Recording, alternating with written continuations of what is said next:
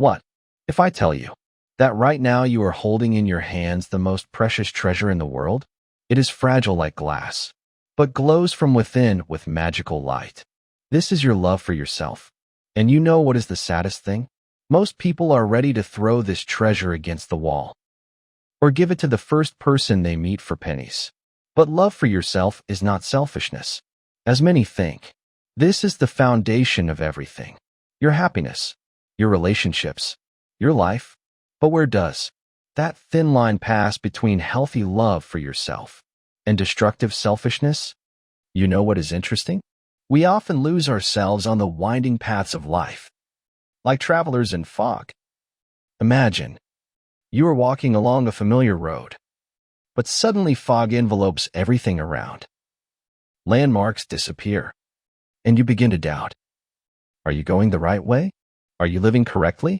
Sometimes low self-esteem works like a curved mirror in a fun house. We look at ourselves and see some caricature instead of a real person. We forget about who we really are. And the saddest thing, we forget that every person deserves better, including ourselves. Where does this curvature of the mirror come from? The roots go deep, to our childhood, to the first life experience. Maybe parents constantly said, "Don't stand out. Think about others first. Don't be selfish." Or teachers kept saying, "Modesty adorns a person," and we, like a sponge, absorb these attitudes. It was this experience that molded our personality as we see it today. But here's the thing.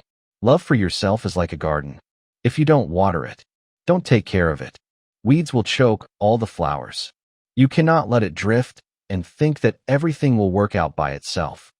And here it is important not to overdo it. We are not talking about inflating love for yourself to the size of a balloon, turning a bright feeling into pathological self-admiration. There is a huge difference between a person who says, "I take care of myself," and one who shouts, "The whole world should revolve around me." We are talking about something else. About being a wise gardener of your soul, developing intuition, and understanding where exactly the boundaries of our personality pass, where our rights end and the rights of other people begin. This is like a dance. You need to feel the rhythm, not step on your partner's feet, but also not allow them to trample on yours. Healthy love for yourself is when you can say, "I am tired. I need rest," or "This is not my problem. I will not solve it." And at the same time not feel guilty. Our love for ourselves is indeed a fragile glass treasure, but not simple glass, but Venetian, thin, elegant, iridescent. The more carefully we take care of it, the more carefully we polish it, the more shine and inspiration it gives us. There are golden rules that need to be remembered once and forever. Never give your treasure into someone else's hands. And do not allow it to be broken. Because you can glue broken glass, but the cracks will still remain visible. Now I will share with you 3 powerful phrases. They work like energy batteries for your soul. In just 3 minutes they will charge you and remind you which course you need to move. Write down, save, reread. Thanks to them, your self-esteem will always remain at a healthy level. First phrase, giving myself what I deserve is not selfishness.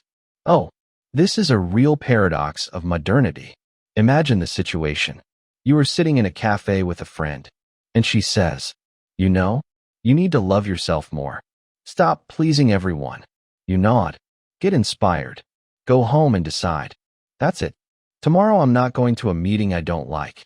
I'll spend the evening at home, read a book, take a bath. And what happens? The same friend calls and says, "What's wrong with you? You've become somehow selfish. You used to be so responsive." Familiar? This is like if they told you, "Breathe." And when you inhaled, they shouted, "Stop breathing." You understand. Between love for yourself and selfishness, a whole universe of shades. This is like the difference between warm summer rain and destructive hurricane. A mature person will never turn into a selfish monster just because they started taking care of themselves. They know their inner world, like an experienced captain knows their ship. Here are real examples of healthy love for yourself. Sorry, but today I cannot help you with moving. I have important plans. I will not work on weekends. This is my time for rest. I need to think about your offer. I will answer tomorrow. And if someone considers this selfishness, perhaps this person is simply used to getting everything from you for free. Real friends will always understand what you need. They will not demand sacrifices from you for the sake of their convenience. Second phrase, I need boundaries protecting my dignity. You know what life without boundaries is? This is like a house without locks, fence, and even walls. Anyone can come in, take what they want, leave their trash and leave. Sounds beautiful? Hardly. Imagine two gardens. The first, without fencing. Everyone goes there. Children play football. Neighbors walk dogs. Passers-by pick flowers. The second garden, with beautiful hedge and gate. The owner decides who to let in and who not to. In which garden will more beautiful flowers grow? Boundaries are not walls of barbed wire. This is elegant hedge around your personality. You can say, I do not discuss my personal life at work. Don't call me after 22:00 unless it's urgent. I don't lend money. This is my principle. Don't criticize my choice if I don't ask you. And these are not whims or arrogance. This is protection of your inner world from energy vampires, manipulators, and simply toxic people. Remember, the one who gets angry at your boundaries most likely plan to violate them. Third phrase, my love for myself has too high a price. Love for yourself is not just a pleasant feeling. This is the foundation on which your entire life stands. This is like the root system of a tree. The stronger the roots, the higher and more beautiful the tree. Imagine that your love for yourself is a rare diamond. It cannot be sold, given or exchanged for something else. You can only polish it so it sparkles even brighter. And if someone tries to convince you that this diamond is ordinary glass, or that you should give it to someone, run from such a person. Your love for yourself gives you superpower. To boldly look difficulties in the eye. Not to give up at the first failures. To go to your dreams. Even if everyone around says it's impossible. But remember, love for yourself is a living organism. Not a statue in a museum. It grows. Changes. Sometimes gets sick. Sometimes blooms. Like a houseplant. It needs care. New knowledge is its water. New goals are fertilizers. New acquaintances are fresh air. And if someone tells you, you think too much about yourself or stop being so selfish, ask yourself, what does this person get from me loving myself less? Why is it so important to them that I start caring less about myself? Always remember, the price of your love for yourself is very high. Never trust it to someone else's hands. It belongs only to you. And when you learn to truly love yourself, you will be able to give others the same thing. Respect, understanding, harmonious relationships, and peace. And now a question for you. Are you ready to start taking care of your glass treasure? Write in the comments.